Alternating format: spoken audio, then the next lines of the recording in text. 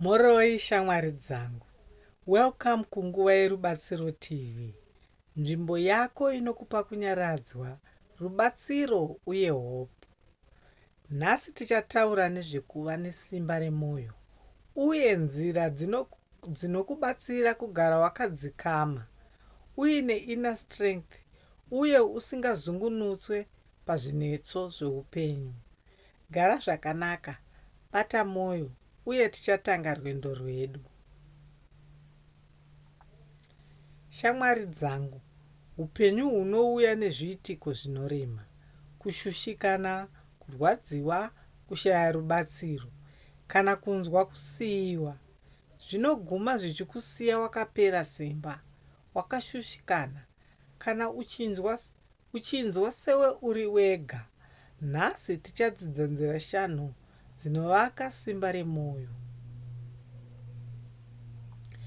Feel your emotions, don't run away. Chekutanga, dzidza kubvuma manzwiro ako pasina kuzvidza kana kutiza. Kusuruvara, hasha kana kuneta kwepfungwa hazvireve kushayikwa kwesimba. Kubvuma manzwiro kunovaka inner courage uye kunotanga kuporesa mwoyo. Practice calm thinking. Chechipiri, dzidza kufunga zvine rugare, kunyange zvinhu zvakaoma. It's a small pause. Fema, wozobvunza, chii chandingaite chinonzwisisa pano? Izvi zvinoderedza stress uye zvinopa clear decision. Strengthen your self-belief. Chechitatu, kuvaka self-belief ndiko kusimba chaiko. Taura newe pachako uti, ndiri kukwanisa, handisi kutadza, ndichapfuura izvi. Izvi zvinovaka mwoyo wakanaka uye confidence. Learn to get go of heavy burdens.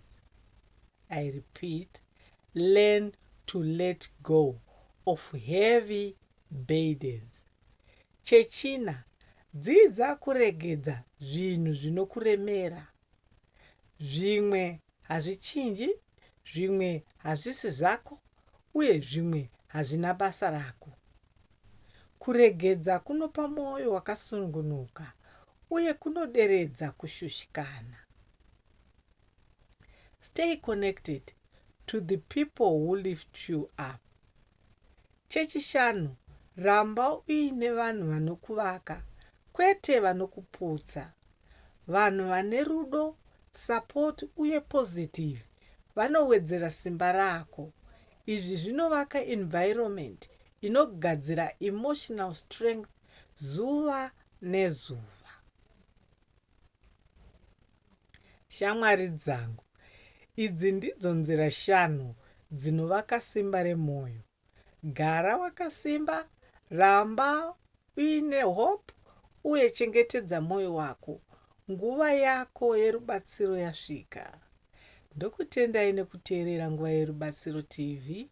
Subscribe kuti uwane guidance, motivation uye real life solutions nguva dzose.